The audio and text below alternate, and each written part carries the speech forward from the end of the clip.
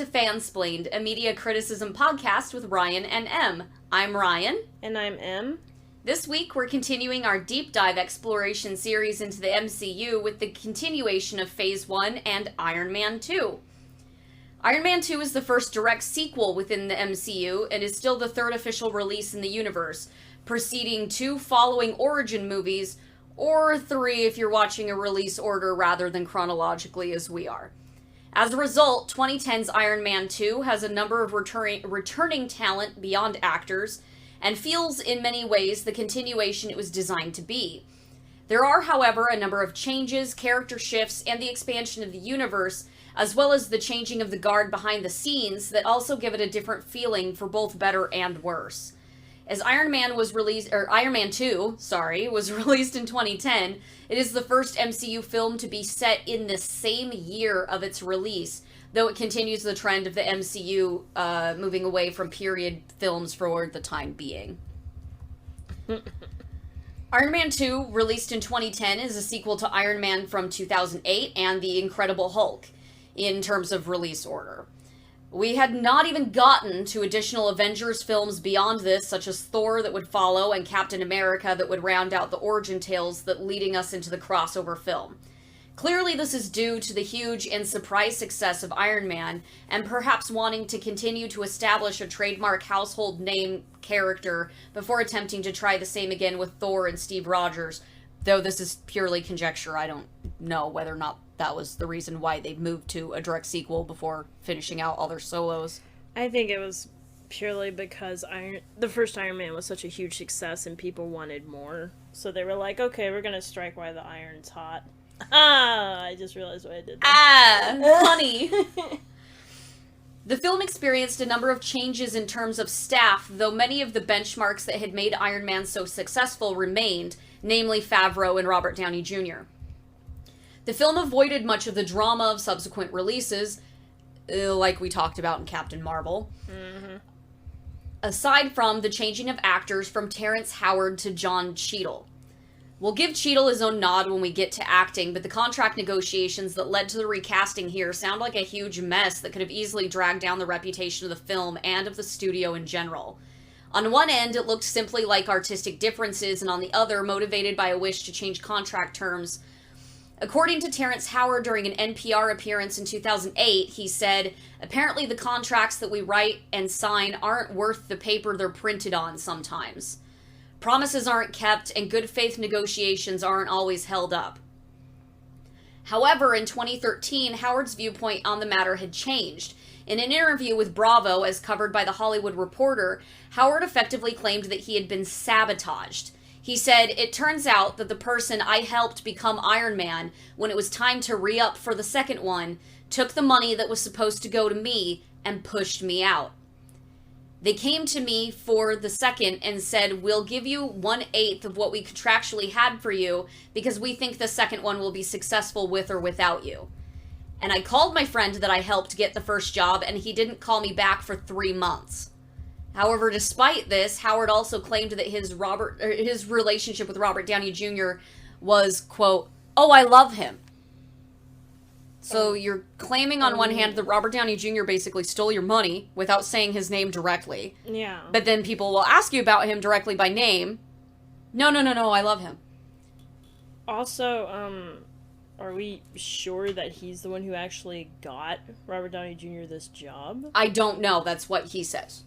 So all of this is alleged on both sides because Marvel will not comment on it. Favreau won't comment on it. The only people who really comment on this are Howard's PR staff. So you kind of have to take both sides of this with a little bit of everybody's probably right and wrong in this. Because I don't objectively know. So all of this is alleged. Don't come for us. FYI. Because I remember back when hearing about this, like, it was all pretty hushed up rather quickly. And then the movie, and then, Iron Man 2 was pushed out. And then when that was, the trailer dropped, that's all anyone could talk about. They didn't even care anymore that they had recasted. Yeah, basically. Like, it was revealed, and Howard's even stated that he didn't even find out about it until they'd announced Cheadle for the film. Yeah. And that's how we basically found out. And it was a very quick decision, and they did it pretty early on. And then through the production of the film, this just kind of got shoved under, because, I mean, he's talking about this in 2008 initially. And of course, when you're talking about that in 2008, which is coming right off the success of the first Iron Man, you're going to try and sound a lot more diplomatic than you are years after the fact. Mm-hmm. Which is why I think, again, conjecture, but why I think the talking points on that changed a little bit. Yeah. Because you're no longer beholden by Marvel at that point to keep your mouth zip shut. it up. But according to Entertainment Weekly in 2008, money was not the only issue behind the decision. It's one of them, but it wasn't the only one. The story in Entertainment Weekly suggests that Favreau and producers were unhappy with Howard's performance and spent significant time cutting and reshooting his scenes. Oh my god. That said, this again is only alleged, as Favreau has not confirmed this and Marvel has not ever made a statement on that. Mm-mm. According to Entertainment Weekly, quote, multiple sources say that Marvel never told Howard or his reps about any issues with his performance or presence on set, and that the questions from Howard's reps came from a supposedly reduced role in the script and a lower offer, about 50 to 80% or 80% lower than the previous film. So that actually that does line up with them offering, like, what, 1/8, I think is what he said? Yeah. That does line up generally with what he was saying money-wise. Fine. I think that's probably the one accurate part that everybody agrees on. As a result, this too has not been confirmed by Marvel, and so should also be treated as alleged and not fact. There were also alleged issues with the film almost having Mickey Rourke decline his role due to a low offer that was eventually raised enough that, well, he's in the movie, so we know what happened there, but they apparently kind of lowballed him a little bit. Yeah, they're trying to lowball him, because around this time, I remember he basically made his comeback in movies like with The Wrestler and shit, and a lot of people were very happy that he was back, because he ended up getting... I mean, to be fair, I love him in Sin City. He's one of my favorite parts about Sin City. Yeah, I think he dipped out for a while, or people stopped hiring him because he just got all this surgery done on his face, and it really messed up his face. And as an actor, you know, you are selling your looks for roles.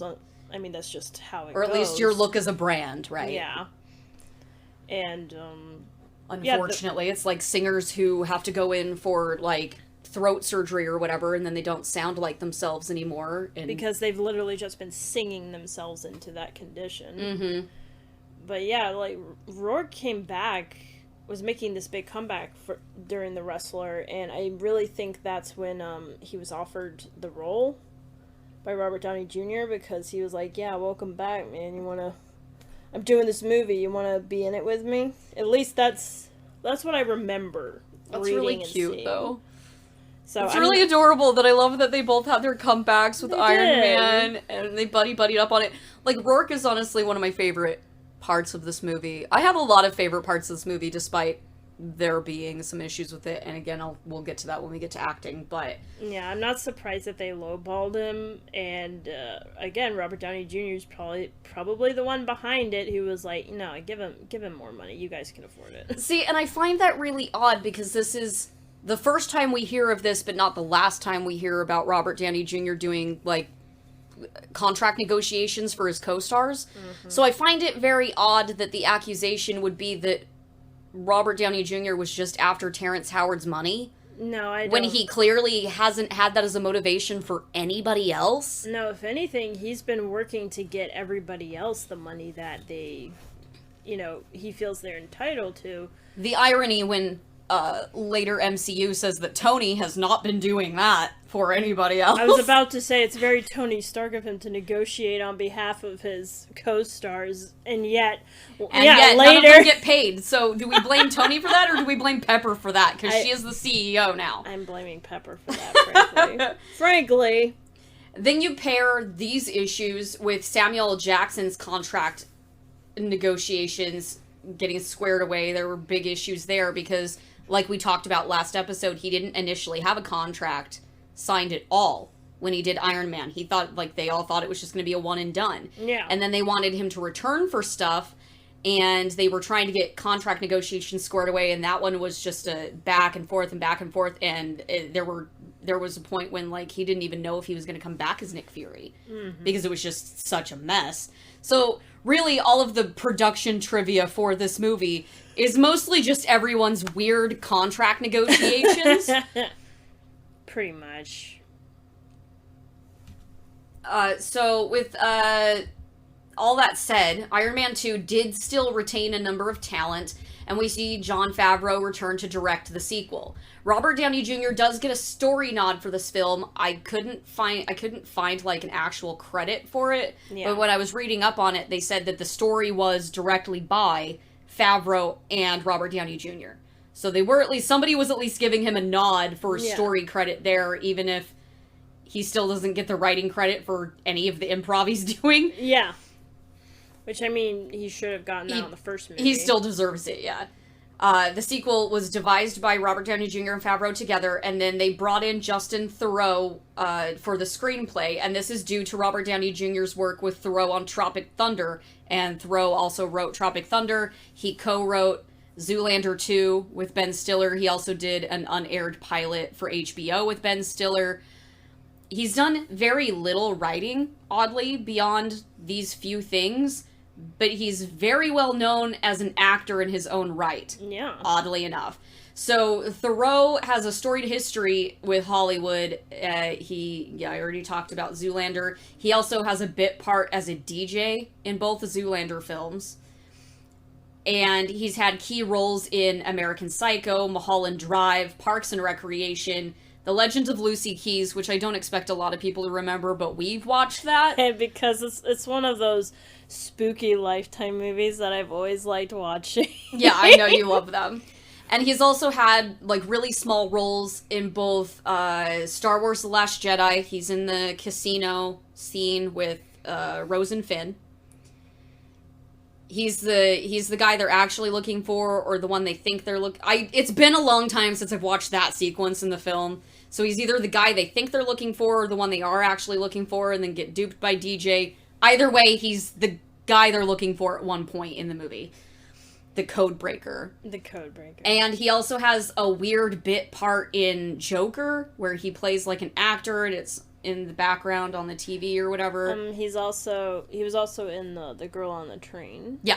He's been in a lot of stuff. Mm-hmm. Writing advice also came from another longtime film writer, Shane Black, who would go on to write and direct Iron Man 3. He's also the one that had that cameo in the Agent Carter one-shot as the guy on the phone. Oh, yeah. Yeah, that's Shane Black. Yeah. Black's other work includes Lethal Weapon, The Last Boy Scout, The Last Action Hero, and script doctoring on the 1987 Predator before writing the 2018 rendition. I also think he was in the original Predator as one of the soldiers. He might have been. But I was only looking at writing credits at that point. He was killed off, though. Spoilers! A lot of the platoon is killed off. No, you can hear it. Stop it. Stop fidgeting with it. Black suggested that Tony's development for Iron Man 2 be modeled on real-life figure J. Robert Oppenheimer and the development of his depression related to being the, quote, destroyer of worlds with his work on the Manhattan Project, which is even a project that's, like, referenced in passing by Tony in the first movie. Because it's one of those big scientific things that you're gonna mention as a scientist, unfortunately. Yeah, and actually one of the leader of the alleged Ten Rings that we saw in the first movie even called Tony's suit a masterpiece of death and destruction. Well, and Christine calls him something like that too. The merchant of death is what she calls him, I think, at the beginning, and he's like, "Yeah, sounds good." Mm-hmm. Before they have their one night stand. Yeah. Yeah. It's like, no, the Da Vinci of death.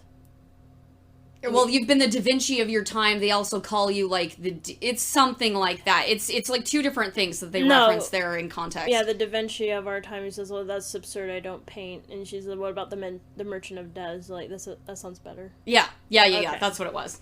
You were just getting them confused. They were right there next to each other. Also, who else is excited for Christopher Nolan directing Oppenheimer with Cillian Murphy? Me, because I really want Cillian Murphy to show up in the MCU. I don't think he has at this point. He's only been in Nolan's... Well, he wasn't in Nolan's Batman. He's been in other Nolan films, and that's why I always get confused. No, he's been in Nolan's Yeah, he was. He was Scarecrow. I was right the first time. God. Oh, he was literally in all three. How could you? God, I know, and I love him, which is upsetting. And he's been in, like, Tron for Disney. Mm-hmm. He was the Tony Stark-esque figure in Tron Legacy. We need him in the MCU. Yes, bring him in. I don't care as who. Yeah, I don't care as who. I mean, you managed to bring in Pennywise under a freaking alien in Eternals. Right. So, you can bring in Cillian Murphy. Well, I mean, we've gotten almost every current British actor in these things, right? Like, we've gotten almost the whole of the BBC in here at this rate. Pretty much. I kept hoping they weren't going to do all that, but they keep doing it, and I'm like, all right. Also, Shane Black being the one to write Lethal Weapon and The Last Action Hero is, that makes so much sense now, actually. Really? It really does. I mean, I'll think about that more clearly, obviously, when we're watching Iron Man 3, but that's a couple months out. Yeah, it makes a lot of sense for his humor and just how he writes in general. Mm-hmm.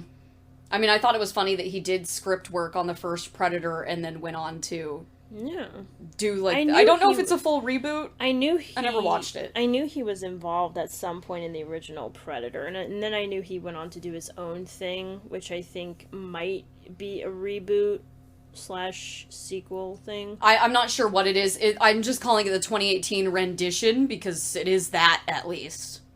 Whether or not it's a full reboot or just a readaptation or a prequel sequel, I don't know. Don't quote me on that because I don't know.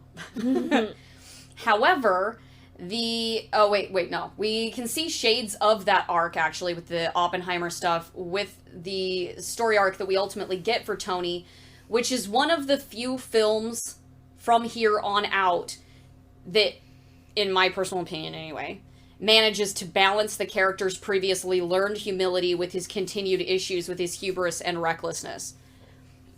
Because I feel like there is a problem, and again, we'll get to that with other films, but there is a problem, I feel like, with repeating Tony's character arcs over and over again. Yes. Because there are ways that you can have someone learn some humility from their hubris and still have enough hubris that there's a new lesson to be learned. But when that lesson is just ego, over and over and over again, it just... How has he not learned any of this yet? Yeah. Right? Like, it felt natural in this movie. The progression made sense. I could understand where he was coming from everything because he feels like he's dying, so he's being twice as reckless. Mm-hmm. He is struggling to deal with this newfound fame that he didn't originally have. I feel like this film is actually the birth of a lot of his control issues. Yes. Because in the first film, we see, like, other people controlling his company, and he doesn't really give two shits about it. No. Other people do that. The shareholders do that. Somebody else does that. Pepper does that. Whatever. But this film is when you start seeing him taking control, again, for better or worse, of a lot of things because he can't handle not having control over things. Yeah. And that progression, again, coming from Obadiah, who basically used that against him his entire life. Yeah, because that kind of fucking you up makes complete sense to me within the span of his character development. Because, it goes right back to the first movie where he didn't care about a lot of this stuff, so he let other people handle it, and then when other people handled it, he had his father figure try to kill him. He had all of his weapons going everywhere to the wrong places. Like, yeah. Mm-hmm. Makes total sense to me. What are you doing with the mic?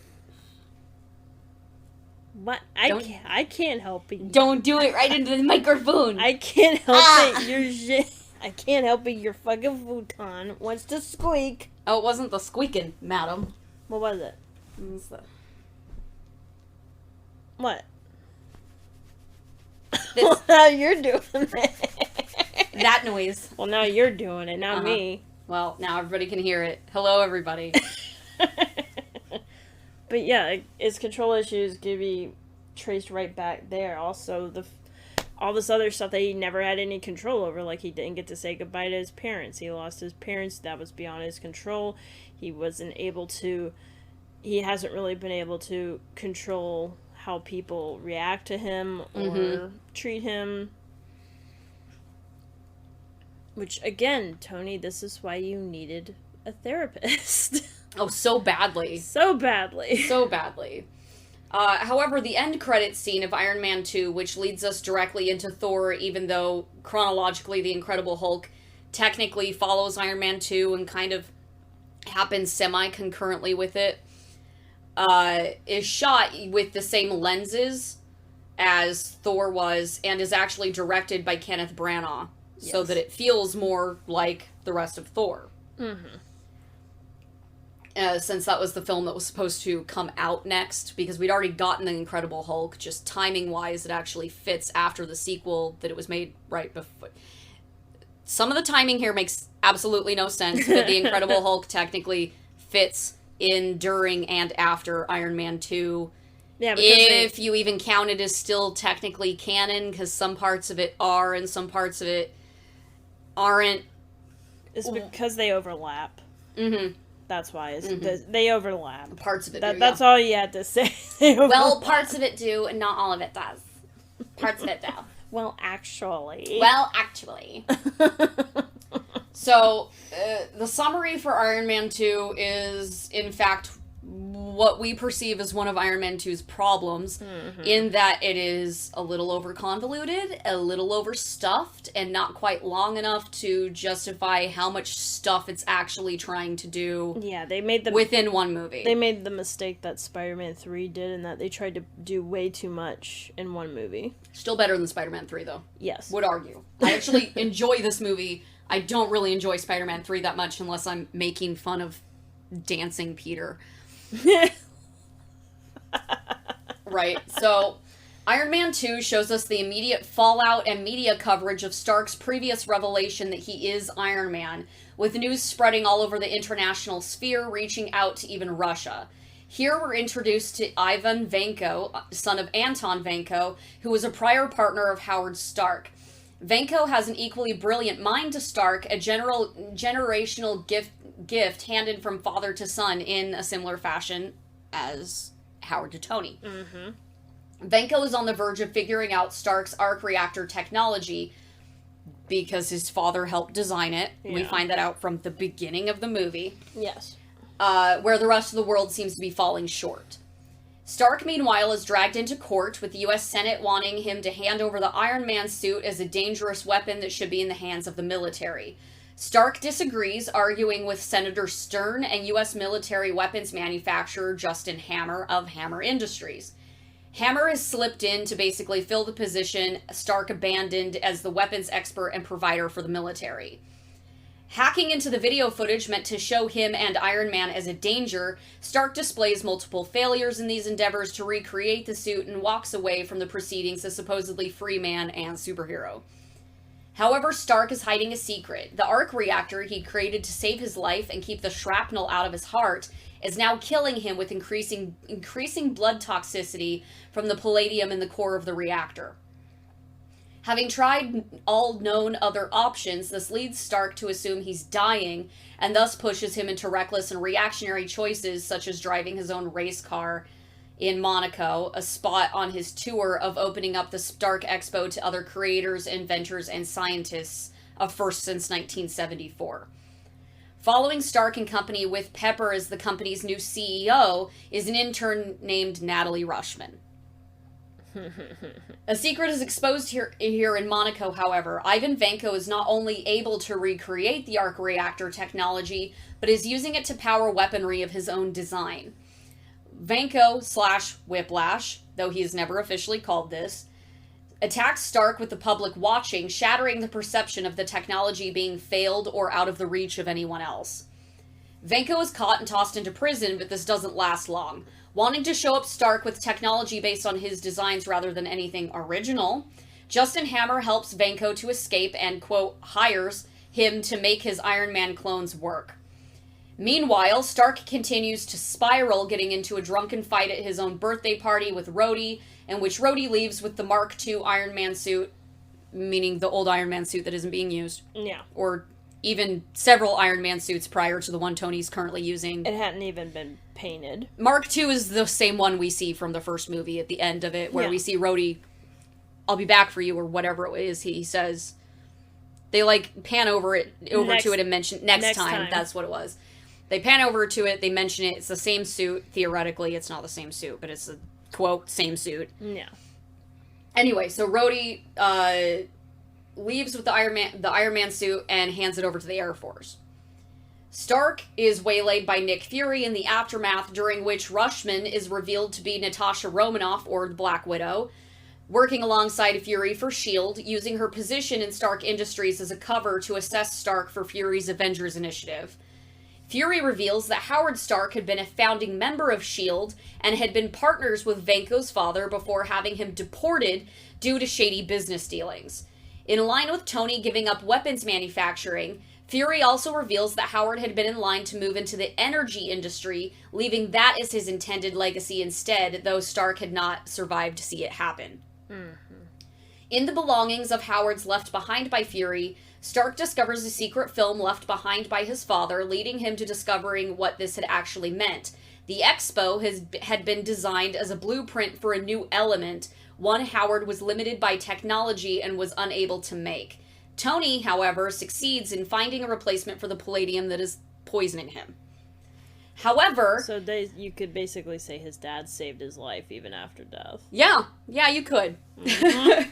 However, things come to a head with Hammer's presentation at the Expo, which is sabotaged and taken over by Vanko, who uses the Iron Man clones, drones now, as well as Rhodey in the only manned suit to attack Stark and the Expo in retaliation for Howard's treatment of his father and assumed intellectual theft. Mm-hmm. That's all in one sequel. Yes. That's all one movie. That's all I feel like that story. could have been a couple different movies. It could have at least been 2 movies. It's a lot to fit in one film. Some of it does work, some of it not so much. Some of it feels very rushed. Yes. So, Iron Man 2 brings back Robert Downey Jr. and Gwyneth Paltrow in their respective roles, as well as expanding Favreau's role of Happy Hogan to more of a supporting character than a mere cameo. Also returning is Tim Guinea in his small role of Major Allen from the Air Force. He's the actor who shows up in The Punisher as a different character later. Don Cheadle's brought in to fill the role of James Rhodes, and John Slattery is now the official figure of Howard Stark from here on out. Mm-hmm. Aside from younger Howard Stark. He's officially like adult, old man Howard Stark for the rest of the MCU. Yeah, he's old man Howard. This is where I really get the Walt Disney vibes for Howard Stark. Is this movie in particular, especially with the Expo looking like Disneyland. Did they come up with a name for that new element? I don't remember if they did. The one he creates to use for the arc reactor? I don't think so. He creates an element, I don't remember if it officially gets a name or not, but, like, the model of it when Tony's, like, playing with it in the computer looks exactly like the Epcot building. Like, there are reasons why I think Howard Stark is an XP for Disney well before Disney ever bought these movies. There is a reason, and that's why. This movie is what does it. That said, also returning are Samuel L. Jackson and Clark Gregg, and their characters from S.H.I.E.L.D. are also accompanied by Scarlett Johansson as Natasha Romanoff / the Black Widow. We're also introduced to Sam Rockwell as Justin Hammer, who, as we talked about last week, was originally up for Tony Stark before Robert Downey Jr. got it, and then they sent him the script for Iron Man 2, and he didn't even look at the script, he just accepted it. Yeah. Yeah. And then we have Mickey Rourke as Ivan Vanko / Whiplash, and a small role from Gary Shandling as Senator Stern. who is named after Howard Stern, according to Jon Favreau. Cameos also include a return for Leslie Bibb as Christine Everhart, and I can call that a cameo because she's literally barely in it. Yeah, she's in it for maybe 2 minutes and of screen time. I have issues with that, but we'll get to that. And Stan Lee as himself, confused by Tony as Larry King instead of Hugh Hefner this time around. He's always like cosplaying a guy, and Tony mistakes him for that guy, even though it's still Stan Lee. Apparently, he's got the suspenders on. Of yeah, course, anyone would think. He looked like Larry King. The film also includes cameos from Olivia Munn doing her reporting stuff back when she used to do that.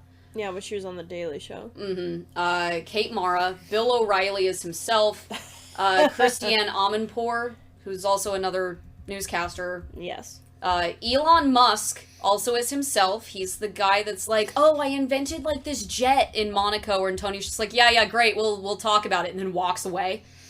Mm-hmm. And then there's this other guy named Larry Ellison, and he's from this company called Oracle, which is some software company. I don't know.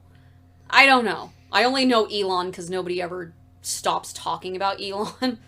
To be fair, Ellison is not one I hear around all the time, but apparently he's another CEO of another big software company. He ends up, he has a cameo running up to Tony on, like, the escalator at the beginning of it. It is very quick. Mm-hmm. And Tony's like, oh, it's the Oracle from Oracle, and that's all you see of this guy. That's basically it. You also have Adam Goldstein as himself DJing Tony's party, where Tony's like, yo, DJ, give me some fat beats to beat my buddy's ass to, which is best part. Love it so much. I'm convinced now that the laugh he does with that line was, like, the only good take they got because Robert Downey Jr. He just couldn't get it out, I bet. He kept cracking up. Because it's so funny. It really is. It's so good. I mean, he is supposed to be playing drunk, so, I mean, why not, right? But, unfortunately, Goldstein passed away, and Iron Man 2 was dedicated to his memory. Additionally, the small child saved by Tony at the expo is played by Favreau's son, Max. This character has been suggested by John Watts, who's the director of the MCU Spider-Man trilogy, to be retconned as Peter Parker. Tom Holland also agrees with this. I do not. I do not either, really. This is not official, and despite John Watts being like, oh yeah, the timeline totally matches up for that, right? No, it actually does not. Well, so, actually, it does not. Actually, it does not. But I went and did the math. Max himself was not even 10 years old when they filmed it, let alone when the film was released. And given that this film is set either 2010 or 2011... Well, it's set in 2010, but there are reports that part of it kind of, like, feeds into 2011. I don't know. Either way, with Civil War, which is Spider-Man's introduction in the MCU... being in 2016, the kid's not old enough. Yeah. I mean, sure, you could kind of argue, okay, well, like, 14 to 16 still looks the same. And it does, but technically, if you want to get at me, it doesn't work, all right? If you want to get really granular about it all. I mean, they're the ones trying to get really granular about retconning Peter in when it doesn't even make any sense. Yeah, like, Aunt May suddenly had all this money to go all the way over to the West Coast over here. I think the expo is actually in New York. No, it's in the West Coast. Was it? Because I'm pretty Hammer's thing, his headquarters is in Manhattan, and Vanko's there, and then Vanko goes to the thing. Queens. Well, it's in New York. Queens. Fine, it's in New York. And he ends up in that fight at the end. I think the expo's actually in New York. Wow. I'm gonna go look it up. Either way, don't you have to pay to get into that kind of thing? Well, Steve and Bucky didn't, but again, that was also 1940. Yeah, that was in the 1940s or something. Yeah, I don't know. You could probably get in with a dime at that point. I'm looking it up. Hold on. It was in Queens, New York. So, okay, she doesn't have to pay to get across the country, but you still probably have to pay a fee to get in.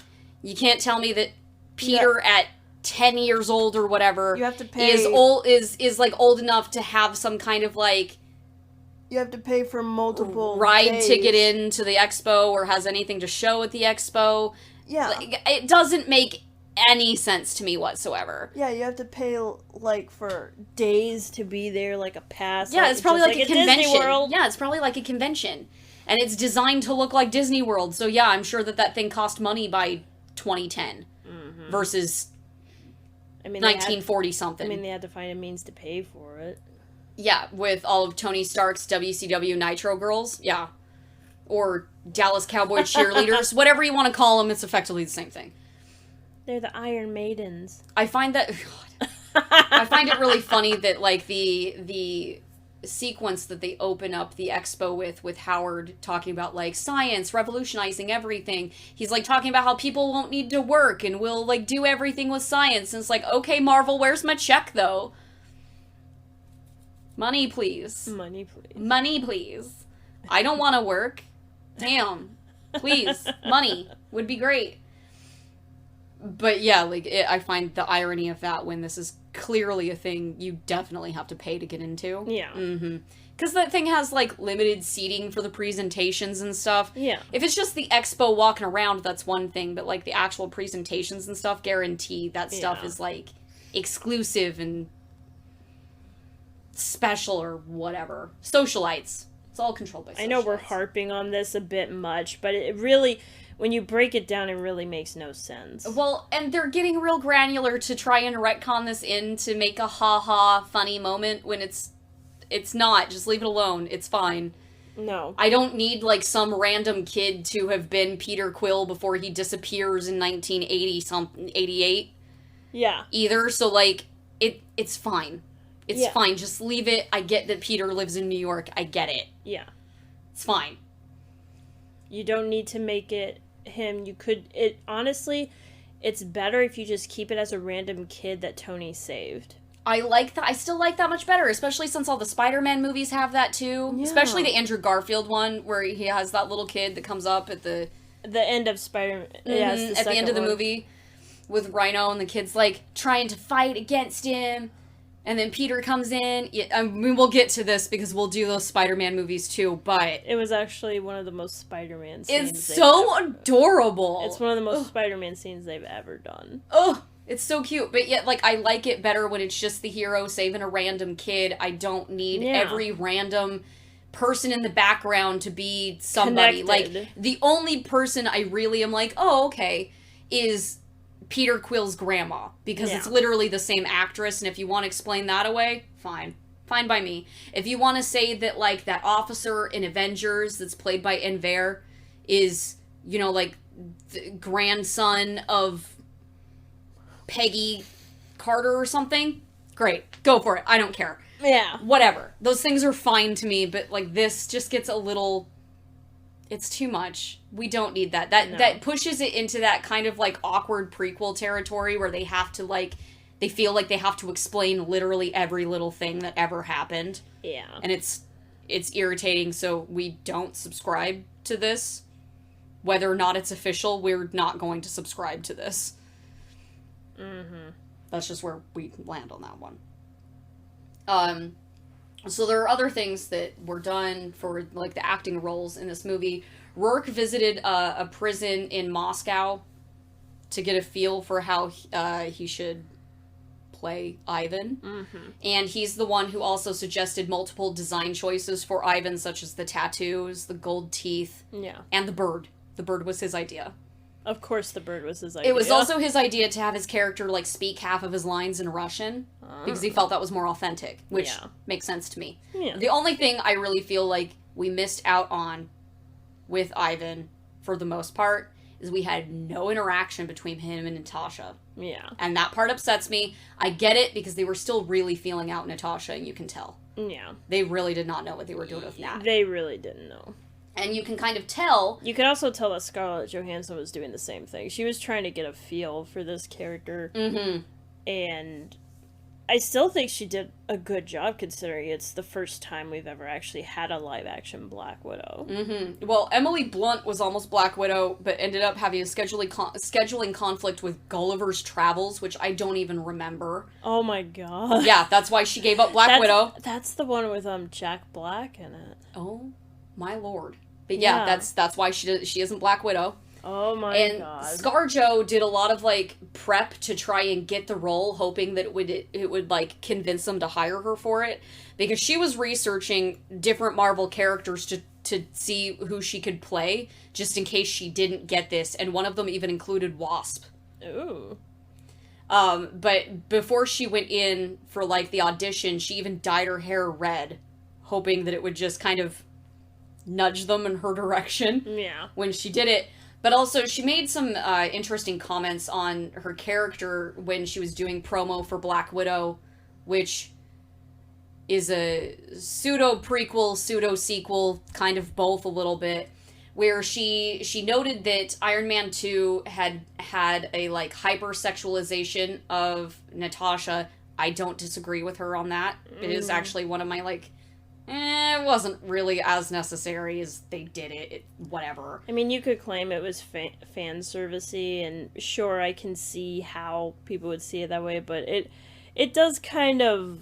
The camera does kind of ogle her a little too much. A lot. Like that one very Pulp Fiction-y scene where it, like, focuses on her butt during her reveal. I kind of like the tracking butt shot. I mean, I like the tracking shot. You know I love tracking shots, but I still can recognize I'm like, did we really need to focus on her butt for that? I can appreciate a tracking butt shot, though.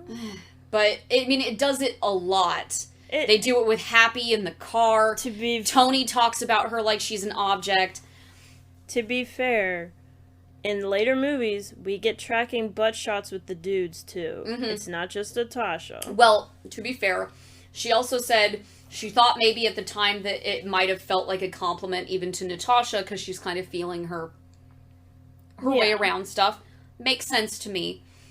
But she said she was still grateful to have been part of the film while also being able to evolve along with the character to present a more positive message. Yeah. Which I also don't disagree with because she does do a hell of a lot of growing over 15 some odd films. Yes, several movies. Because you go from her first appearance in Iron Man 2 to basically what she does in her own movie.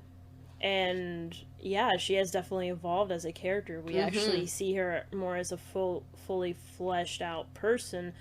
And I'm gonna say it, you can definitely tell that Black Widow was directed by a woman. Yes. And that I was even gonna say that you can kind of tell that Iron Man 2 didn't really have quite enough women in the room. Versus Black Widow's camera work being it isn't lot, this. it being a lot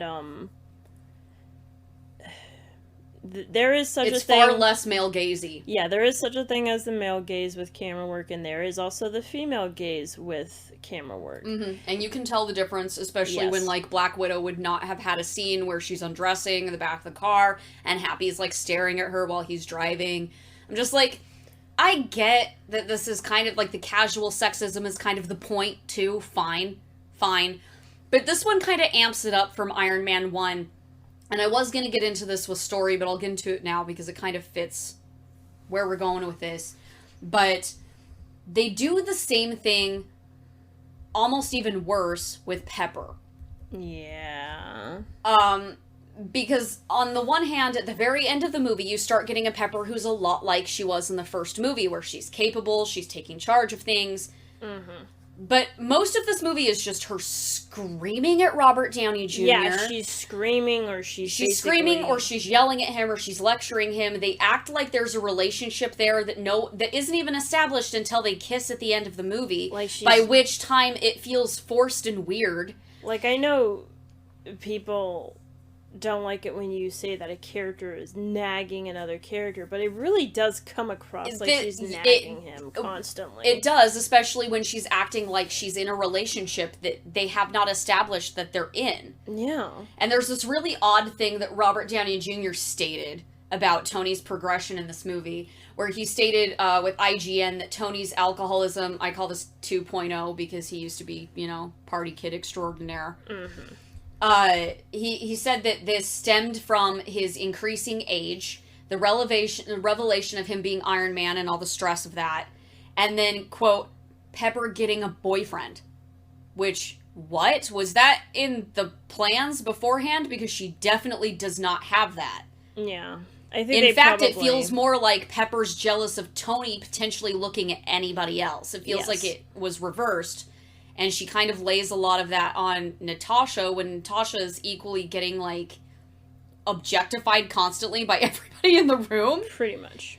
But she ends up kind of, blaming Nat for this. But there's also this really odd moment when Christine shows up in Monaco and she's talking to Justin Hammer, who comes up and he's trying to introduce her to Tony like they've never met or whatever. And Pepper has this really awful slut-shamey line of oh yeah, she did such a great spread on Tony last year.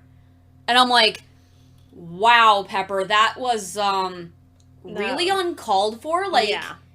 You didn't even act this jealous in the first movie. No. You were kind of dismissive, but you weren't this bad. But, everyone just kind of gets slut-shamed by Pepper in this movie, and I don't really love that mark of her character and how that jealousy comes out. Yeah, when Tony basically was being the ultimate man-slut in the first movie, and yet we have Pepper just... She's basically being that woman that wants to antagonize and blame other women instead of pointing that accountability towards the man. That's the vibe I get from her in this movie. The vibe I get, yeah, I agree with that. The vibe I also get is that she wants the same amount of control over Tony that he suddenly wants over everything in his life. Yeah. So in that respect, okay, that kind of makes a little bit of sense, but the way that it's written and performed and the way that it kind of comes off really comes at the expense of other women, and I'm just not really in love with how that turned out. I can kind of get the point. I just think it was a little too much, and a lot of it was, throwing shade at Nat for no reason. Just because she was hot and in the room. And Tony looked at a picture of her in lingerie. And said okay, but that's Tony's fault. That's not Natasha's. Yeah, that's not Natasha's fault. She was a model. He's the one ogling her. And exactly. And Googling I her. want one. Yeah, he's objectifying the shit out of her. Mm-hmm. And so does Happy. That said, I do still feel like Nat and Tony have a lot more chemistry in this movie. They do. Even as just characters, even platonically. They have more chemistry with one another. Even though, because she can kind of feel Tony out as, being a blowhard, and all of this is just hot air. She doesn't really think a whole lot of it. Because, the conversation they have, right before his birthday party, I think she actually gave him an honest answer. Mm-hmm. And because she knew she doesn't give a lot of honest answers to people. Yeah, especially in the beginning. Mm-mm. That doesn't happen until much later in the series, and... Steve and Tony essentially call her out for the same stuff. In their solo movies that they spend with Nat. Yeah, is there anything real about you? Mm-hmm. And she actually does show more of her actual self to them as time goes on. I feel like I see more of Nat's character in this movie than I do of Pepper's. Yeah. So, Gwyneth had this quote about it when she was doing a piece for The Inquirer, or The Inquirer was doing a piece on it, and there's a quote from it. Where she said, "We start Iron Man 2 with Pepper and Tony are very much in the same vibe. As the movie progresses, Pepper is given more responsibility and she's promoted, and it's nice to see her sort of grow up in that way. I think it really suits her. The job fits her really well." And on one hand, the job should fit her really well, but this movie kind of almost shows us a Pepper who cannot handle anything suddenly. No. She's damseled constantly. She can't handle the stress of the job she'd already been doing for years. Pretty much, yeah. She'd basically been doing Tony's job for years. Let's be honest. Yeah. That's the reason he gives it to her in the first place, is because he trusts her with it, and she's already been doing the damn job. Mm-hmm. So, why is the stress suddenly getting to her? I don't get it. Yeah, she's flipping out. I'm constantly having to pick up your messes. It's just, Okay, but you already do that, like, all the time. like, you've literally been doing that for years, number one. And number two... You use this as, like, a love language in the first movie, Pepper. Like, what are you doing? And you're freaking out about, I can't handle it. My body literally can't handle it. I can't handle the stress. I'm like, what is this writing? There are little bits where Pepper actually comes through, like that point when she's backstage at the expo with Hammer, and she's calling the cops on him. Yeah, and she's like, and he keeps, like, trying to be like, no, you don't have to do that. And she's just like, move. Now. And she gets very authoritative. She's very much like Pepper from the first movie. She's capable. She knows what she's doing. She's not going to let somebody tell her to no. But this one, just, most of the time, other than that, she just comes off really weirdly. And I find that really odd, considering Paltrow was reportedly really excited about working with Johansson when her character is constantly antagonizing. Yeah. Natasha. Yeah. I just don't... It's really It's one of those weird. things that just really does not work for me. And it doesn't translate well on screen at all. It's one of those points when you can definitely tell there were not enough women involved in handling this. Yeah, you can think some of the aesthetic shots are nice without being like, oh no, I'm betraying my gender. It's fine, right? You can still be attracted to that. It's fine. Yeah. Like, as long as you recognize that the movie doesn't necessarily need to do that, and it does do it a little too much. I like equal opportunity butt shots, and that's fine. Yeah. But that doesn't mean that it's okay for Pepper to suddenly start slut-shaming and degrading every woman that comes near Tony. It's so ridiculous. Like, the one with Christine really got me, because her stuff with Natasha is pretty, like, insidious, and they're, like, little comments here and there that don't really come off that much. It's very But that one passive-aggressive. line with Christine was really awful. Like, really awful. Yeah, the shit she's saying with Natasha, who is technically working for Pepper. Yeah, like, Pepper's sitting there going on about how she's a lawsuit in the making when Pepper is basically treating her without even worrying about that same lawsuit coming for her. Yeah. Because if you treated anybody like that that worked for you, Yeah, they could take you to court. Sorry, Pepper, but you're doing just as much harassment as Tony potentially was. She's weirdly passive-aggressive with her. I really did not like Pepper that much in this movie. She didn't really work for me at all. Tony had chemistry with literally everybody else on screen, with the exception of Pepper this time. Yeah. Yeah. Because it just feels like she's constantly yelling at him and accusing him of shit, and it's really... Yeah, it's written like they were already involved before the film started, except that they're not at all until the end of the movie. Like, there's a big difference between people arguing like a married couple and this. Angry, jealous, toxic couple arguing. Yeah. Yeah. Like, seriously, if you're not in a relationship with Tony, you don't get to call the shots on what he does, and even when you are in a relationship with Tony, you should, communicate like a grown-ass adult instead of trying to control him. Okay, I'm just removing those parts so that you don't run into those, but I think we can move on to cinematography after that. Yeah.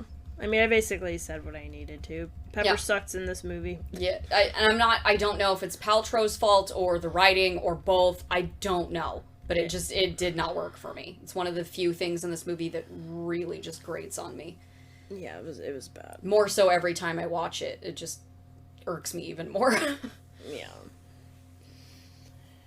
Well, Iron Man 2, as a direct sequel, is one of the first films we've covered that really does rely on the film prior to it to make the story work. While Favreau returned to direct, Matthew... Oh my goodness. Libatique returned as cinematographer as well, giving the two films a good visual consistency. And you can see that throughout it. They look like a continuation of the same film. I can buy that. Mm-hmm. Great. Fine. It's not quite as nice as the first one, but... I can accept them as especially like the companion pieces to each other. Like the colors, the visuals, a lot of it kind of holds up a bit better. Mm-hmm. You can clearly tell they had more money this time around. Yes, for sure, especially in the suits. Yes, especially in all of the different suits. And Tony goes through what, at least 2 in this movie? At least 2? 3. Because there's the one you don't like, There's the one after that, which is the one toward the end. No. 3. He goes through 3 because he messes up his suit in the fight with Rhodey. Then he has a whole new suit when he goes to fight at the expo. And then he messes that suit up too, so that's 3. Got it. He goes through 3 different suits. Got it.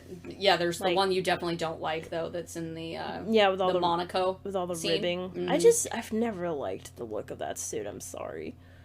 The sequence of it, it's weird, like antique silver too, which really doesn't translate the whole as well as the gold does for me. The whole sequence of him putting it on and it going like, sure, that's cool, but the look of it when it's finally on, I'm not vibing. No, it looks a little like an exoskeleton for me. It just looks... I don't even know how to describe it. I just didn't like the look of it. Yeah, that's fair. However, this is not as true in terms of story. There are later pieces of canon that argue with Iron Man 2 on story, namely Agent Carter. How much of this is officially retconned is up for debate, with Agent Carter's place in the MCU still tentative, because... by the time we get to Endgame, we have no idea how much of Agent Carter still is actually... We still don't know if any of the non-Disney Plus TV is even canon. Yeah. If they're going to accept any of it as canon. But if Agent Carter is canon, it argues with the Anton Vanko backstory that we're given in this movie. Yeah, because as we noted in episode 2 of Agent... when we were talking about Agent Carter... it gives us a cameo by Anton Vanko as working for Stark Industries in 1947. Iron Man 2 states that Anton Vanko did not immigrate to the United States until the 1960s. And then he was deported within the same decade for all of his shady dealings. Mm-hmm. If this is solely the canon take, this is a serious discrepancy of timing regarding Vanko's and Stark's partnership, and it really kind of messes up a lot of the plot driving Vanko's character in this movie.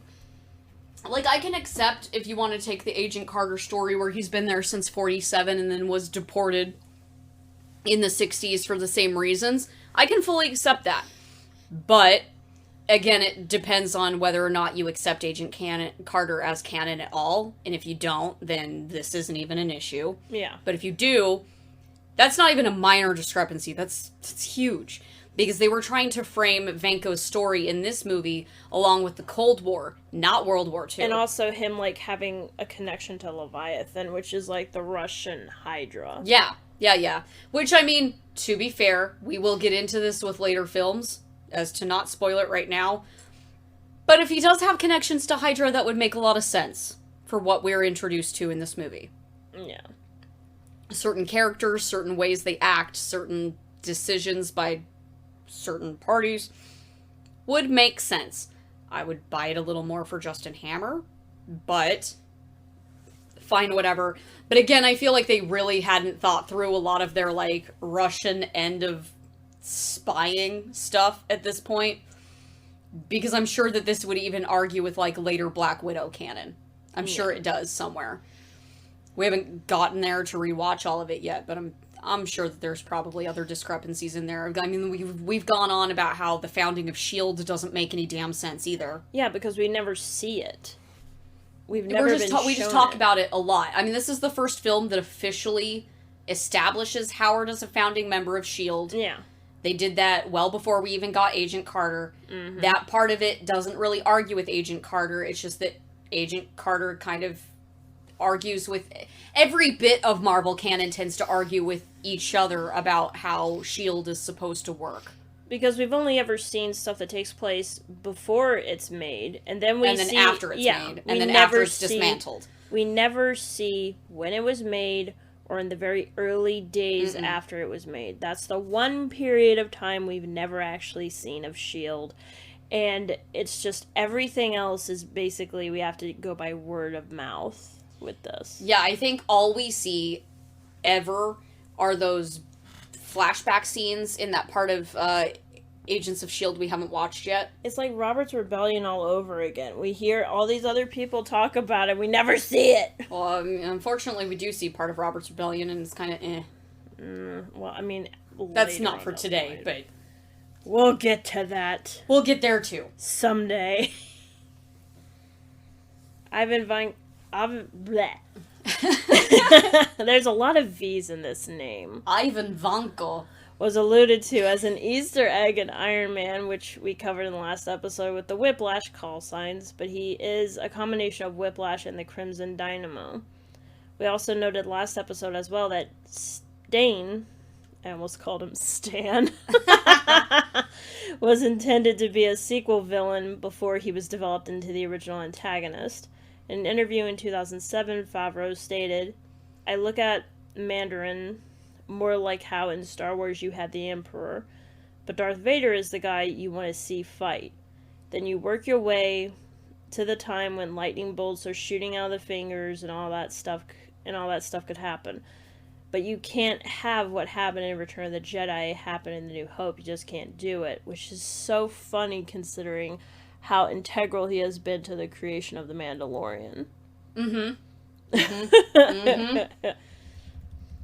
All he knows is Star Wars, which, I mean, what he's saying makes sense. You don't want to introduce the big baddie in your first outing. You need to build up to that. He at least understood that much. Well, especially since the Mandarin is just... Mark Millar was not wrong that the Mandarin was just a little hokey and weird, and you needed to figure out what you wanted to do with it before you did it. Yes. And a lot of the early Iron Mans are flying by the seat of their pants. Literally. So, trying to do something where you build up to it is not going to work very well for you. Whereas I think the progression of villains that we've gotten so far here actually really does work. Yeah. Where we start with, like, the father figure, we work toward the guy who kind of... Wants to be you, alongside the guy who is as good as you, he just doesn't have good motivations. Yeah, he's basically... He's Tony Stark with revenge motivations instead of survival motivations. Yeah, he's basically what Tony Stark would have been if he had given into a lot of his demons and his anger. Or Obadiah. Yeah. Yeah. An early version of the script also included Hammer creating villains in addition to Vanko, or perhaps created alliances with them is more accurate, since such as Ghost, which Ghost ends up making an appearance much later in Ant-Man and the Wasp. But obviously they got rid of this. Yeah. Thank God, because this movie already has way too damn much in it. Oh god, it has way too much. And honestly, Ghost works a lot better in that movie. I haven't seen it. I've seen it, she hasn't, but I can tell you that Ghost actually works a lot better in that context, but also I feel like Ghost had so much potential to be an even better, more nuanced villain if they had spent more time with the character. So I kind of hope they bring her back and revisit it. Mm-hmm. I mean, I'll obviously have an opinion when we get around to Ant-Man 2. Yeah. So, additionally, the music for Iron Man 2 was taken over by John Debney, who had additional music from Tom Morello returning from the last film, when we covered Morello having his own cameo. Yes. Despite Debney's previous work for many television series and numerous Disney titles, he did stuff for different Star Trek series, he did Hocus Pocus, he did a bunch of, like, Disney films. I don't remember all of them, but there were more than a few on there. Yeah. Really what's more notable for the music in Iron Man 2 is the inclusion of the actual rock songs in the middle of the soundtrack rather than the score. The score's okay. It's not awful. I just wouldn't call it particularly memorable. I would not have known that Morello returned for guitar work on this movie if I hadn't read that. Yeah. Straight up wouldn't know. Because it does, the score for this starts to sound more and more token Marvel. Honestly, it sounds more like a superhero soundtrack than it did the previous Iron Man soundtrack. It starts to sound, like token Marvel, with the exception of a lot more rock songs this time. Mm-hmm. And this is really where I think it started using those couple songs very deliberately in the middle of the movie, unless it's Guardians of the Galaxy where they're using it throughout.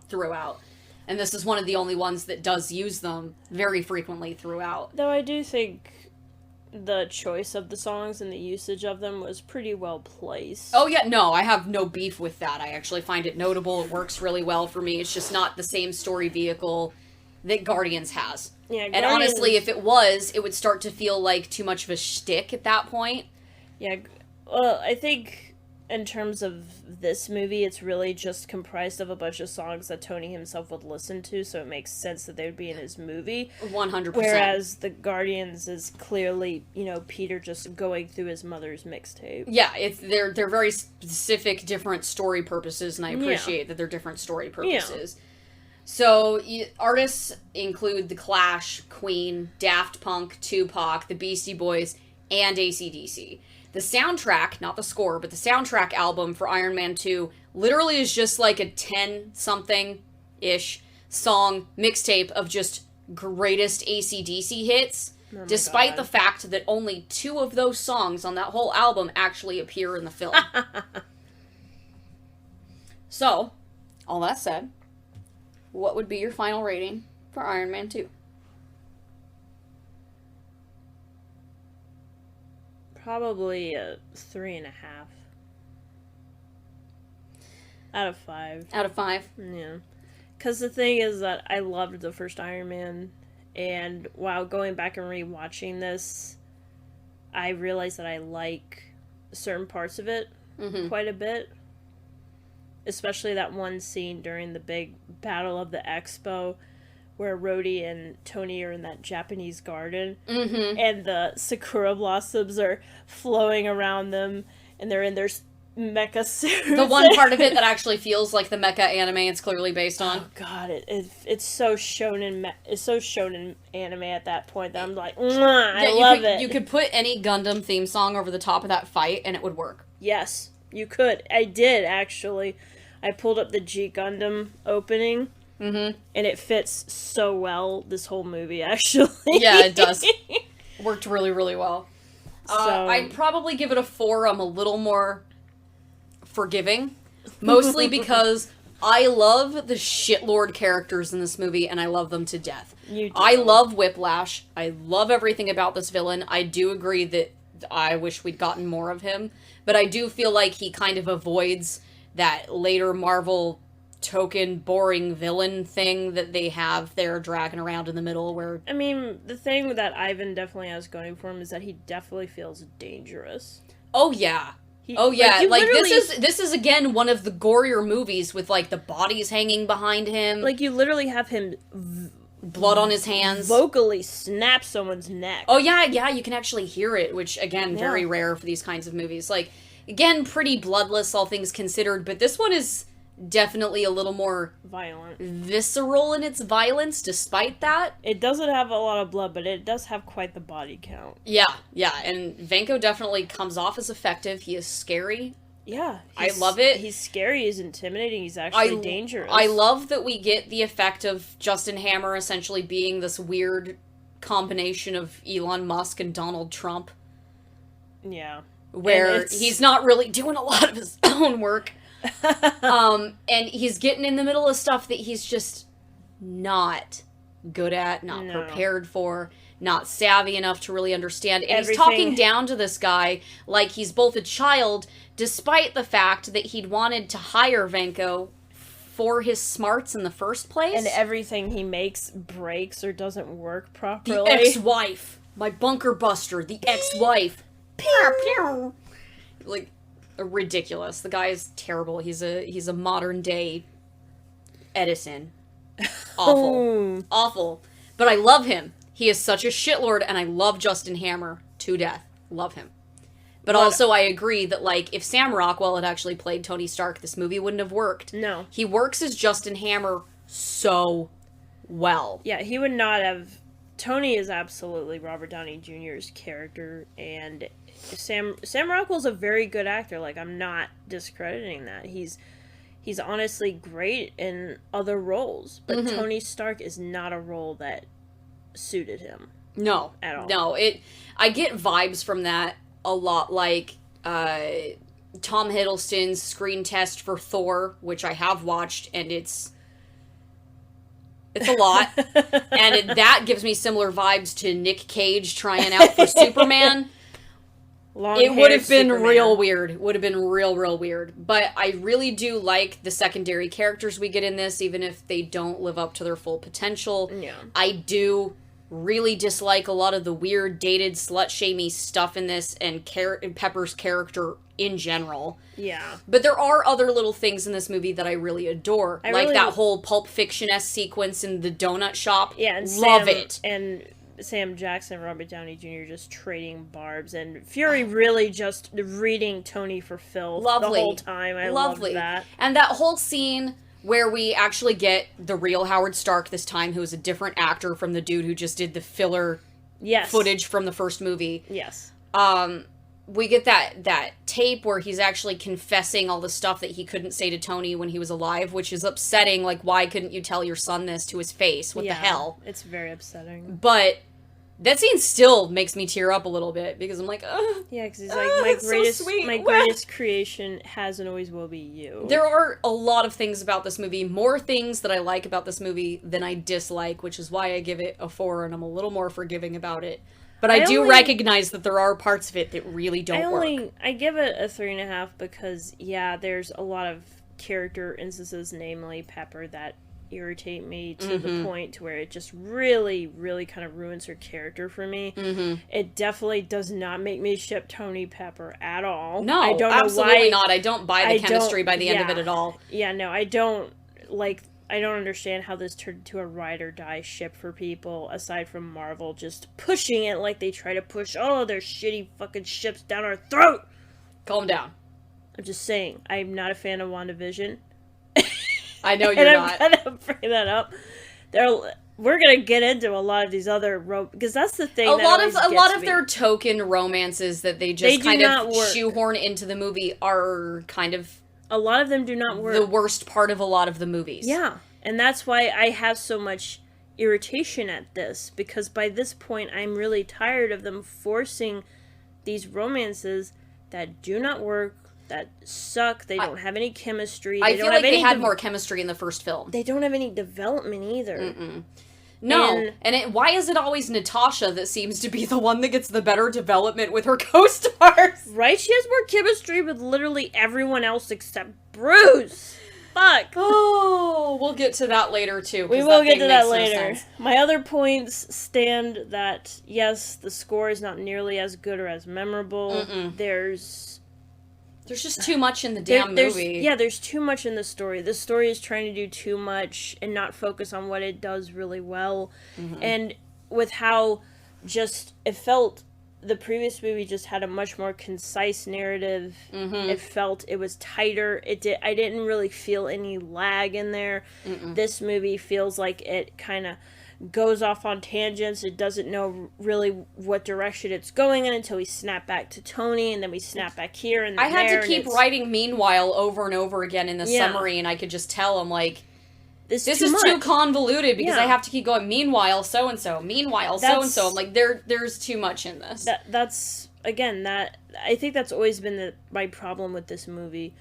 I've noticed other things that I like and other things I don't like upon rewatches, but the main thing that I think has always stuck with me is that the story is just, it's too convoluted, it's too messy, and that really does kind of sully my enjoyment of it, and that's the main reason why I give it a 3.5. It's not because I despise the movie. Mm-mm.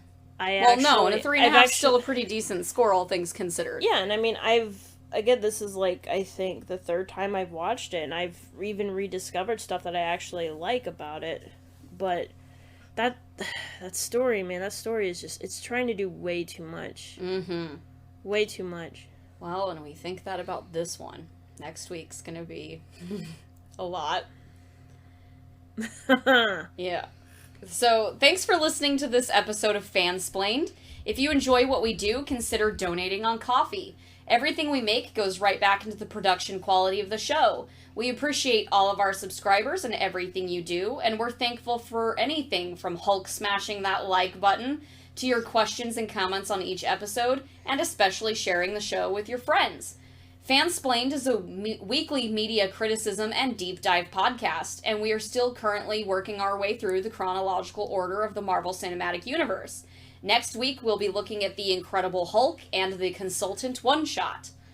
You can find our updates here on YouTube, as well as on Twitter and Ko-fi at FANSPLAINED. If you want more of our conversations on the MCU and other fandoms, subscribe to our channel and hit the bell for new episode notifications. Until next time, Salt Shakers, this has been Ryan and M with the FANSPLAINED podcast. See you next week.